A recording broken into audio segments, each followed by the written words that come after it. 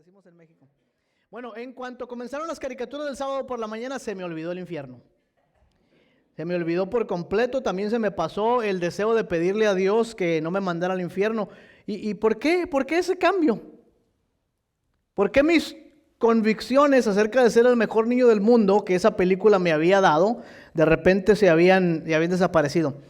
Bueno, obviamente porque no tenía ninguna profundidad, ¿verdad? No estaban basadas en ninguna sustancia. Estaban basadas en un temor, tal vez hasta mal infundado, de lo que pasaría si yo no hacía lo que decían ahí en la película. ¿Cuántos se han sentido así con su fe alguna vez? Como que nuestras convicciones se ven afectadas por las circunstancias que pasamos. ¿Sí les ha pasado eso o no? Comenzamos nuestro caminar con el Señor y nos sentimos animados por nuestra fe que está creciendo, y de repente ocurre algo en nuestra vida que nos desanima, y nuestras convicciones, cuando dijimos este año es mi año, este año voy a crecer, este año voy a servir, este año voy a ganar personas para Cristo, este año voy a ser el mejor niño del universo que Dios haya creado, y de repente nuestras convicciones desaparecen. ¿A alguien le ha pasado eso o nomás me pasa a mí? Porque si nomás me pasa a mí, yo dejo de ser pastor hoy mismo. Okay, pero yo creo que esto es algo que nos pasa a todos, ¿no? Las circunstancias, buenas o malas, positivas o negativas, pueden alterar nuestra fe, pueden cambiar nuestras convicciones. Nuestros sentimientos pueden alterar nuestra fe. Nuestros sentimientos pueden hacer que nuestras convicciones se vuelvan menos fuertes. Hasta los noticieros a veces nos hacen perder nuestra convicción, ¿no es cierto? Regresemos al punto que les decía anteriormente. La escritura que vamos a ver hoy es una escritura muy peculiar porque habla de este personaje del anticristo. ¿Cuál es la amenaza del anticristo? ¿Cuál es la amenaza del anticristo? La amenaza del anticristo o de cualquier otra cosa que altera nuestras convicciones negativamente es que revela una fe que no está fundamentada en Cristo, sino en otras cosas. ¿Okay? Si nuestra fe termina derrumbándose y nuestras convicciones terminan cambiando cada vez que hay una circunstancia negativa o positiva en nuestra vida, cada vez que las cosas nos salen bien o nos salen mal, es un buen momento para preguntarnos en dónde hemos depositado nuestra fe. ¿Sí? No estoy diciendo que los cristianos nunca perdemos el piso, que nunca dudamos, que nunca tenemos días. No estoy diciendo eso. Yo estoy diciendo que si las circunstancias, los sentimientos, lo bueno o lo malo nos hacen cambiar nuestras convicciones o abandonar nuestra fe, lo que tenemos que preguntarnos es: ¿en dónde deposité mi fe en primer lugar? ¿La deposité en Jesucristo o la he venido depositando en otros lugares? Esto me recuerda a las palabras del apóstol San Pablo a otro grupo de cristianos. A los efesios les dice: ya no sean como niños fluctuantes, llevados por doquiera por todo viento de doctrina. ¿Cuántas veces las situaciones en nuestra vida nos hacen vacilar en nuestra fe y hasta en lo que creemos? ¿Y qué tiene que ver esto con lo que Pablo dice acerca del anticristo? Bueno, eso es lo que vamos a tratar de aprender hoy, así es que les invito a que busquen en sus Biblias la carta de la segunda del apóstol San Pablo a Tesalonicenses, la segunda carta. Porque lo que quiero comunicarles es esto: ¿cómo podemos anclar nuestras vidas en Cristo y permanecer firmes aunque el mundo cambie constantemente delante de nosotros? ¿Cómo podemos anclarnos en Cristo y cómo podemos permanecer firmes aún cuando las cosas vienen cambiando en el mundo? ¿Se imaginan que nuestra fe, nuestras convicciones, nuestro compromiso con Dios, en lugar de ser arrastrados por los vientos de los sentimientos, por los vientos de las circunstancias, por los vientos de nuestros propios deseos, puedan permanecer firmes y anclados en una fe en Jesucristo? ¿Ok? Qué hermoso sería, ¿no es cierto? Segunda a los Tesalonicenses capítulo 2, el famoso pasaje del anticristo. Y lo primero que les quiero decir, la primera sorpresa que les quiero dar, es que este pasaje realmente no se trata del anticristo. Bueno, sí se trata del anticristo, porque habla de eso, pero no es la razón por la cual Pablo les está escribiendo este pasaje. Lo que pasa es que muchas personas que están muy emocionados con los tiempos finales y las cosas del anticristo, pues toman pasajes como este y los aumentan de importancia, pero realmente lo que Pablo tiene en mente, como vamos a ver ahora, es algo un poquito diferente. Miren, lean conmigo, ¿ya están ahí? Va, dice, pero con respecto a la venida de nuestro Señor Jesucristo, que punto número 1, ¿de qué está hablando? De la venida del Señor Jesucristo, ¿verdad? En cuanto a la venida de nuestro Señor Jesucristo y nuestra reunión con Él, les rogamos, hermanos, aquí está el propósito por el cual Pablo les está escribiendo estas letras. Dice, les rogamos, hermanos, que no se dejen mover fácilmente de vuestro modo de pensar, ni os conturbéis, ni por espíritu, ni por palabra, ni por carta, como si fuese nuestra, en el sentido de que el día del Señor está cerca. ¿Qué está pasando aquí entonces en la iglesia? ¿Qué está ocurriendo? Que las personas están empezando a mover sus convicciones, están empezando a abandonar su fe a veces, o a sentirse aprisionados, o a sentirse desanimados. ¿Por qué? Porque hay otros que están diciendo, hey, el día del Señor ya vino y ustedes ni cuenta se dieron. Entonces Pablo está escribiendo precisamente para decirles a ellos que no deben dejar de llevarse por estas corrientes y estas ideas, cuando él ya claramente les dijo que esas cosas no habían de ocurrir todavía. ¿Están conmigo ahí o no? Bien.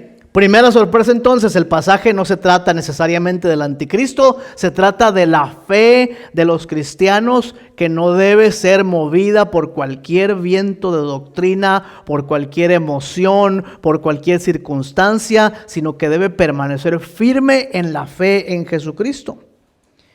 Y el apóstol San Pablo ha venido tratando este tema anteriormente en la primera carta y ahora en esta segunda carta, y dice, ustedes no deben estar tan preocupados por conocer los tiempos finales. Ustedes deben estar preocupados con una vida de crecimiento, de santidad, de fe y de amor en el Señor. Déjenme decir esto una vez más, porque muchísima gente me parece a mí que está tan preocupada por cuándo se va a acabar el mundo, que se olvidan de lo que el mundo es ahora. Tan preocupados por los últimos días, que se olvidan de vivir los días presentes. Tan preocupados por el tiempo del fin, que no se preocupan en el día de hoy. Y entonces lo que Pablo está corrigiendo con esta carta, antes que cualquier otra cosa, antes que cualquier enseñanza, él está diciendo, miren, ustedes no se dejen llevar por este tipo de ideas. Y luego les dice, versículo 3, nadie los engañe de ninguna manera, y luego les da un recordatorio de lo que ya les había dicho anteriormente. Dice, nadie los engañe de ninguna manera, porque el día del Señor no vendrá sin que antes venga la apostasía, se manifieste el hombre de pecado, el hijo de perdición. Aquí hay una referencia a ese personaje que nos da tanto miedo a veces, que decimos, es el anticristo, el hijo de perdición. Es probable que Pablo está hablando de eso, pero está dando un ejemplo de que antes de que el día del Señor venga, van a ocurrir ciertas cosas y no sabemos con mucha claridad cómo van a ocurrir. Y luego dice, este se opone y levanta contra todo lo que se llama Dios, es objeto de culto, tanto que se siente en el templo de Dios como Dios, haciéndose pasar por Dios. Y luego aquí está otro hint, otra prueba de que Pablo no está escribiendo precisamente por eso, porque él dice, ¿no se acuerdan ustedes que cuando yo estaba con ustedes les decía estas cosas? Y ahora vosotros sabéis lo que le detiene, a fin de que a su debido tiempo se manifieste. O sea que Pablo les comunicó algunas cosas a ellos acerca de este tema que nosotros no sabemos. Y si nosotros no sabemos, es porque el Espíritu Santo no quiso que la iglesia la supiera. Y si el Espíritu Santo no quiso que la iglesia la supiera, no debemos estar preocupados por las cosas que Dios no quiso que supiéramos, ¿no es cierto? Porque si Dios no quiere que sepamos alguna cosa de su palabra, si Dios no quiere que sepamos alguna cosa de lo que va a ocurrir en el futuro, es por alguna razón. ¿Confiamos en Dios o no confiamos en Dios? Entonces Pablo utiliza dos expresiones muy interesantes. ¿Ya la vieron? La primera de ellas dice Pablo, no se dejen mover fácilmente de su manera de pensar. ¿Qué quiere decir esto? Es lo que decíamos hace un momento, ¿no? ¿Cuántos de nosotros tenemos convicciones firmes al principio del año que nomás duran los primeros 15 días del mes? Este año voy a perder peso. hasta que me traen las conchitas, porque una vez que me ponen delante de ahí, ya se me olvidó el asunto de eso, ¿no? Este año voy a terminar mis estudios, y allá como por junio, julio, no, pues no he empezado ni un curso. Este año voy a conseguir trabajo. No, ya llevas 2 sin trabajo, ya tienes que conseguir, ya tienes que agarrar un trabajito por ahí. Este año voy a pintar las puertas de mi casa. Hermano, llevan 3 años en el garaje las puertas y no las has pintado. Ese soy yo. No las has pintado y tu esposa ya mejor dijo que va a contratar a alguien para que las pinte. Pero qué rápido nuestras convicciones cambian, ¿no es cierto? Y miren, el apóstol Pablo dice, ustedes no se dejen mover fácilmente de su manera de pensar. Y segundo, dice, no os conturbéis. Esta palabra es muy parecida a la palabra que él utiliza en Efesios cuando habla acerca de que no se dejen sangonear, que no se dejen mover como las barcas son movidas en las olas del mar. Ustedes no se dejen llevar de un lado para otro. Y aquí está el problema de malinterpretar la Biblia, ¿no es cierto? De hecho, fíjense, hermanas, hermanos, solamente cuando nos damos cuenta que la profecía nunca tiene como objetivo proporcionarnos un mapa del futuro, podemos evitar caer en el error de lo que estos versículos están tratando de detener. Porque la profecía bíblica nunca fue la idea de la profecía bíblica darnos un mapa exacto de las cosas que van a pasar, sino una esperanza de lo que Dios ya dijo que va a ser el final. ¿Y qué es lo que dice la Escritura que va a ser el final? ¿Con qué empieza hablando el apóstol Pablo? Lo primero que vemos es que dice que la venida del Señor es segura. Qué bueno que alguien ya está aprendiendo a decir amén. La venida del Señor es segura. La esperanza de que Cristo volverá no está fundamentada en un versículo aquí y en un versículo allá, en alguna interpretación de alguien. La esperanza de que Cristo vendrá una vez más es la enseñanza completa de la Biblia. Maranata, Cristo viene pronto, y la iglesia del Señor dice, sí, amén, ven pronto, Señor Jesús. Pero ¿qué estamos diciendo cuando queremos decir que Jesús viene pronto? Cuando hablamos de la segunda venida, ¿de qué estamos hablando? Primero les digo de lo que no estamos hablando y luego les digo de lo que sí estamos hablando. De lo que no está diciendo la Biblia cuando hablamos de la venida de Cristo, lo que no dice es que Cristo no está aquí, porque muchas personas tienen la idea de que el cielo es un lugar allá muy, muy lejos, por allá, por Sonsonate, allá en un ranchito donde nadie lo conoce, lejísimos, allá está el cielo muy lejos, y de allá un día va a venir Jesús. ¿Cuántos de ustedes se imaginan la venida de Cristo así? Que Él está en otra allá, por un lado, por Groenlandia, por allá, en alguna parte mágica, y un día va a venir. Y eso lo único que hace es hacernos pensar que Jesús no está aquí con nosotros, pero el Señor está aquí con nosotros. Entonces, ¿qué quiere decir cuando la Biblia dice que Jesús va a regresar pronto? Lo que no está diciendo, cuando hablamos de la venida del Señor, es que Jesús no está con nosotros. Sino más bien para usar un ejemplo que podamos entender. Imagínense ustedes una obra de teatro. Y ustedes miran acá en el frente a los actores haciendo todo su show y su drama, ¿verdad? Y ustedes escuchan la música y toda la cosa. Detrás de todo esto, detrás de todo, de cada detalle, detrás de cada palabra, detrás de cada actitud de los actores, detrás de cada lugar en el escenario hay una persona que se llama el director de la obra. ¿Okay? Y cuando la obra se termina y todo el mundo se levanta a aplaudir la obra y se abre el telón, ¿saben quién aparece ahí? Los actores. ¿Y quién más? Y aparece un personaje que nadie había visto jamás, pero que es el responsable de todas las cosas. El director de la obra aparece ahí y hace su caravana y dice: hicieron bien, muchachos, todo lo que les mandé lo hicieron. Cuando la Biblia habla del Señor, de la venida del Señor Jesucristo, no está hablando de que el Señor está en algún lugar lejos y va a venir. La palabra ahí, parusía, quiere decir revelar, descubrir, quiere decir remover la cortina. Entonces, en algún momento de nuestra historia, el Señor Jesucristo va a remover la cortina y nos vamos a dar cuenta que el director de la obra ha estado aquí todo el tiempo. Miren, eso tiene implicaciones increíbles porque inmediatamente nos damos cuenta que nuestras vidas no son el producto de la casualidad de las cosas que ocurren en este mundo. La historia de la humanidad no es una serie, no es una serie de eventos sin ningún significado. Están dirigidos por la poderosa mano del Señor.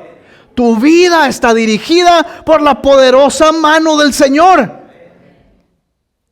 Y un día, cuando el Señor Jesucristo aparezca una vez más, cuando el Señor Jesucristo sea revelado, no quiere decir que no estaba y de repente vino. No, de repente nos vamos a dar cuenta y vamos a decir, oh, ahí es donde el Señor estuvo todo el tiempo. No solamente eso, todos los que no han visto y no han creído en el Señor le verán. La Escritura dice en aquel día, dice, todo ojo le verá, toda lengua confesará que Jesucristo es el Rey de Reyes y el Señor de Señores. Cuando la obra termine, cuando el telón caiga, aparecerá el director del universo que ha estado todo el tiempo dirigiendo la obra.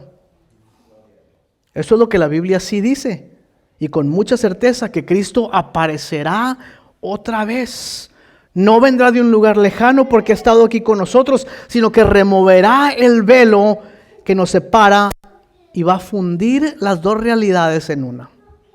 Cuando hablamos del reino de los cielos o del cielo y de la tierra, a veces tenemos esta idea de que son cosas que están separadas por millas y millas o por cosas. No. Hay un velo que divide una cosa y la otra. En el día del Señor, el velo será removido y el Rey va a reunir la realidad que usted y yo vivimos aquí con la realidad del reino de los cielos y estaremos juntos con Él para siempre.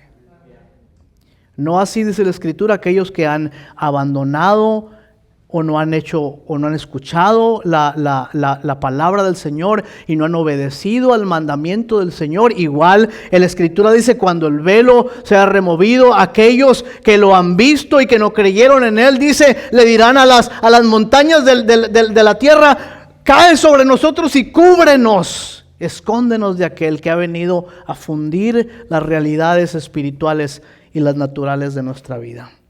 Pero hay una esperanza para nosotros, hermano, hermana. Si usted no le ha dado su corazón al Señor, si usted nos visita y escucha el Evangelio y no ha entregado su vida a Jesucristo, usted no tiene que vivir separado del Señor por un segundo más de su vida. Hoy usted puede estar con el Señor Jesucristo. Segundo, si seguimos leyendo el texto, nos damos cuenta rápidamente que hay personas siempre que creen que saben algo cuando no saben nada. Y hay mucha gente, ustedes han escuchado pastores, maestros que empiezan a estudiar las profecías y la cosa y al final empiezan diciendo, ya tenemos la fecha cuando Dios va a regresar. ¿Sí? ¿Saben de eso o no? Que no faltan. Y dice Mike que es un buen negocio porque hacen bastante dinero esos y los que predican que te vas a hacer rico, hacen bastante dinero con las cosas del Señor y están ahí, no, que ya sabemos y que ya nos reveló el Señor. Y tengan cuidado con cualquier persona que dice ser un experto en saber cuándo el Señor Jesucristo va a regresar, porque nadie es un experto, porque la Biblia dice que nadie, absolutamente nadie sabe ni el día ni la hora. Tenemos un buen número de sectas cristianas aquí en los Estados Unidos y ahora en todo el mundo que iniciaron como buenos estudiantes de la Biblia y un día dijeron, descubrimos el secreto y ya sabemos que Cristo volverá el 14 de septiembre de 1940 y tantos, va a estar aquí el Señor. No, nunca vino. Y esto es lo que el apóstol Pablo está diciendo también aquí. Que siempre hay personas que van a creer que saben cuando esto va a ocurrir de una manera muy sincera, pero la gente sincera puede estar sinceramente equivocada. Mucho cuidado con con cualquiera que juega la ruleta rusa o al espectáculo de la segunda venida de Cristo. Tercero, ¿están conmigo todavía? El personaje de el misterio de la iniquidad, dice el apóstol San Pablo, ya está en acción. Dice, este misterio de la iniquidad, ¿por qué creen que la Biblia lo llama misterio? Un misterio es lo opuesto de una revelación. Un misterio es algo que está escondido y no ha sido revelado. Entonces dice el apóstol San Pablo que hay un misterio que es el misterio de la iniquidad, del cual este personaje o este sistema es parte, que no ha sido revelado. Es un misterio precisamente por eso. Pero dice que este misterio de la iniquidad ya está en acción. ¿Lo leyeron ahí conmigo? Dice, es el misterio de la iniquidad ya está en el presente en acción. Es decir, que aquello que los cristianos llamamos anticristo o aquello que nos imaginamos que puede ser este hombre de iniquidad ya opera de alguna forma en el mundo. ¿Cuántos han visto la película del Señor de los Anillos? A ver, levanten las manos. ¿No? 1, 2, 3. Hay un personaje ahí, el más malo de todos, el que es un ojo grandotote allá en el monte. ¿Cómo se llama? Sauron. Sauron es la imagen de la maldad en el Middle Earth, ¿verdad? En la Tierra Media. Y uno de los problemas con Sauron es que la maldad de Sauron siempre está ahí, pero él no está por ningún lado. Pero Sauron está siempre moviendo la maquinaria de iniquidad en la Tierra Media. Siempre está moviendo a los orcs y siempre está moviendo a los magos que se hacen malos y siempre está haciendo que las cosas malas ocurran, pero nadie le puede mirar. Más que allá a lo lejos un ojito por ahí se mira, ¿verdad? Hagan de cuenta que cuando la Biblia dice el misterio de la iniquidad ya está presente, miren. A nosotros cuando éramos chiquitos nos asustaban con el cucuy, con el chamuco, con el diablo. Y si no te portas bien, te va a llevar el chamuco, decían, ¿verdad? Y luego yo crecí creyendo que sí me iba a llevar porque era yo bastante travieso. Y me di cuenta, eventualmente me di cuenta que la maldad no tiene ningún deseo de asustarnos. La maldad tiene toda la intención y todo el deseo de seducirnos. O sea, cuando la serpiente se acercó a Eva en el huerto del Edén, no se le apareció como un monstruo y le dijo, ¡ah, te voy a comer! ¿Verdad que no? Dice, se le apareció, la palabra serpiente en hebreo es la misma palabra que se utiliza también para algo muy brilloso, algo muy llamativo. O sea que lo que sea que se le presentó a Eva, se le presentó como un ángel de luz. Y dice la Escritura que ella fue engañada, fue seducida, y también Adán fue seducido y engañado. Y cuando nosotros hablamos del mal, no siempre estamos hablando de algo terrible, de algo feo que pasa por ahí. Muchas veces estamos hablando de algo sutil y a veces hasta hermoso, que nos está separando de la verdadera belleza, que nos está separando de la verdadera hermosura de Dios, que nos está separando de la santidad de Dios. Y los que caemos en pecado muchas veces, como usted y yo, a veces nos hacemos esta pregunta y decimos, ¿cómo algo tan hermoso puede ser algo tan malo? Sí, porque la maldad no siempre viene envuelta en un paquete horrendo, viene envuelta en un hermoso paquete brilloso. Entonces el apóstol San Pablo que este misterio de la iniquidad ya está en acción, que el mal está presente y aunque no tiene forma física, este misterio de la iniquidad está operando en el mundo, pero, y este es un gran pero y un hermoso pero, el versículo 13, 14 y 15 nos dicen que gracias sean dadas a Dios que nos ha escogido para salvación en Jesucristo. Ahí alguien tiene que decir amén. Porque es cierto que el mal está ahí, y es cierto que no le podemos ver, y es cierto que engaña, y es cierto que seduce. Dice, pero gracias a Dios por vosotros, que el Señor mismo nos escogió desde el principio para la salvación mediante la santificación del Espíritu Santo en la fe y en la verdad. Es decir, que la certeza de la presencia y la seguridad de la salvación son promesas inamovibles de Dios para su pueblo. Estas cosas nunca van a cambiar. Jesucristo dijo, el cielo y la tierra van a pasar, mi palabra nunca pasará. Son las promesas de Dios para aquellos que Él ha llamado y que han recibido el llamado. Dice, si es cierto, estas cosas van a ocurrir de alguna manera o de otra. Habrá guerras y rumores de guerra, por supuesto que va a haber. Pero bendito sea el Señor, que ya fuimos rescatados de todas estas cosas. Ahora vayamos al otro punto que nos concierne y ahí vamos a pasar unos minutos más. Los versículos anteriores hablan acerca del anticristo, de la amenaza del anticristo. Como dije antes, la gente tiene esta versión caricaturizada de lo que sea que es el anticristo, ¿verdad? Pero la verdadera amenaza que Pablo está enmarcando aquí en este escrito no es necesariamente la amenaza de lo que va a ocurrir, sino lo sutil de la influencia de esta amenaza, que es perder nuestra fe, que es hacer que nuestras convicciones cambien.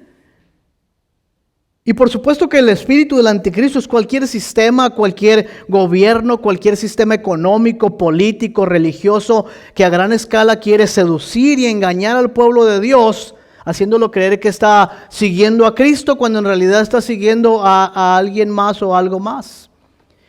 Les doy algunos ejemplos históricos del espíritu del anticristo. Rápidamente, el Imperio Romano es un ejemplo histórico de lo que es el espíritu del anticristo. El Imperio Romano perseguía a los cristianos, los mataba y todo eso, pero a la vez los seducía. Y quería que fueran parte del gran imperio, que le dieran a César la misma adoración que se le daba a Jesús, que pudieran declarar públicamente que ellos también amaban al imperio tanto como amaban a Cristo. Y los cristianos decían, nunca vamos a hacer eso, y los mataban. Y ese poder del anticristo, que demandaba completa lealtad al César, al imperio y a la adoración de los valores, ese era el espíritu del anticristo en ese tiempo. Cuando Juan escribe el Apocalipsis, está escribiendo precisamente porque los cristianos estaban comenzando a dejarse seducir por ese poder del imperio. En la historia de la humanidad hemos tenido otros ejemplos de otros anticristos o poderes similares. Por ejemplo, lo que llamamos muchas veces la religión civil. La religión civil, es decir, los valores religiosos que están implícitos en una nación. La adoración, así entre comillas, a la bandera, al gobierno, a algún partido político, algún líder político que dice yo soy enviado de Dios y soy el único que puede salvar a esta nación. Todo eso es una religión civil. La religión civil es muy fuerte aquí en los Estados Unidos porque muchos cristianos piensan que ser cristiano significa también estas cosas. Y no es cierto. Los cristianos históricamente hemos sido disidentes de todos los gobiernos. Porque ningún gobierno terrenal es perfecto y nosotros siempre estamos diciendo, ese no es el camino correcto. El camino correcto es el camino del Cordero de Dios. Cuando una nación le otorga valores sacramentales y salvíficos a sus insignias o sus símbolos, podemos estar seguros que es el espíritu del anticristo. Cuando una nación dice, nosotros somos la única nación en el mundo que tiene la verdad. No hay nación en el mundo que tiene la verdad. El evangelio de Jesucristo es la verdad. Cuando un partido político dice, nosotros somos el partido de la iglesia, es el espíritu del anticristo, porque no hay partido político de la iglesia. El evangelio de Jesucristo es la verdad.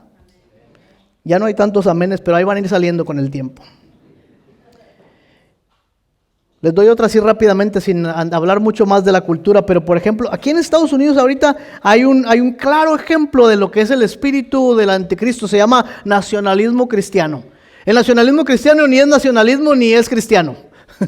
Pero hay muchos cristianos que han sido engañados en nuestra sociedad moderna pensando que aunque el patriotismo no es malo y el cristianismo obviamente no es malo, la mezcla de estos dos poderes engendra un demonio. Engendra algo horrible. Cuando ustedes oigan a alguien decir, estamos orgullosos de ser cristianos nacionalistas, huyan de esas personas. Es el poder del anticristo obrando en este mundo. No hay tal cosa como un nacionalismo cristiano. No existe. La amenaza del anticristo, hermanos, o de cualquier otra cosa que altere nuestras convicciones, es que revela que nuestra fe no está fundamentada en Cristo, sino en las circunstancias.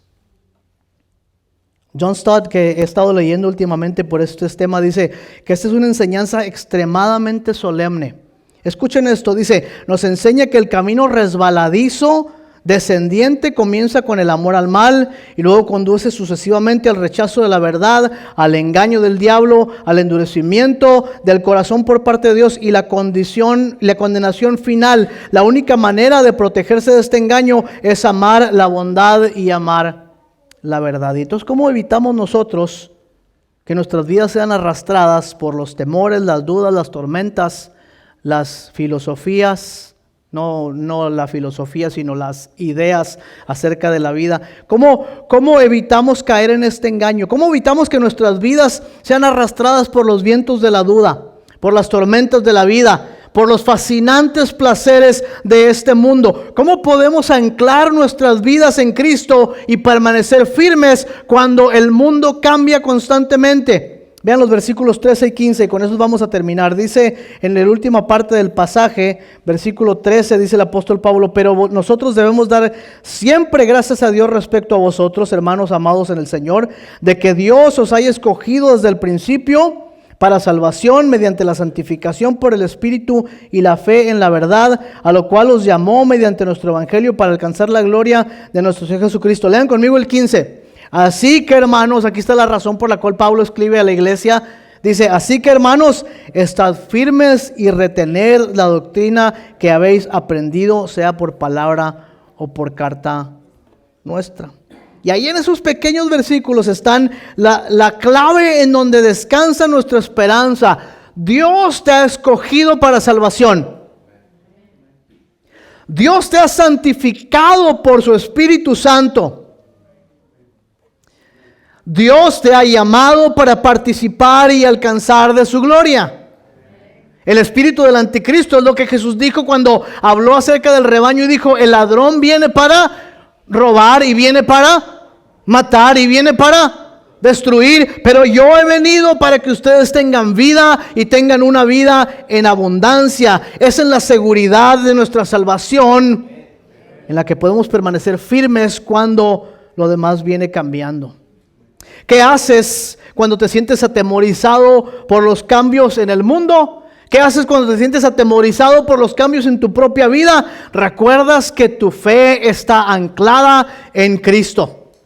¿Qué haces cuando las dificultades parecieran arrojarse hacia ti sin descanso? Pues recuerdas que tu vida está anclada en Cristo. ¿Qué tienes que hacer cuando las tentaciones son más fuertes que tú, los problemas son más grandes que tú, la ansiedad es más persistente que tú? Te aferras al ancla que es Cristo.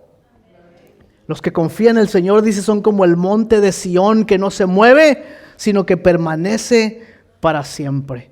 Cuando todo cambia en este mundo, Él es el mismo ayer, hoy y por los siglos. Cuando todo falla en este mundo, Él permanece fiel.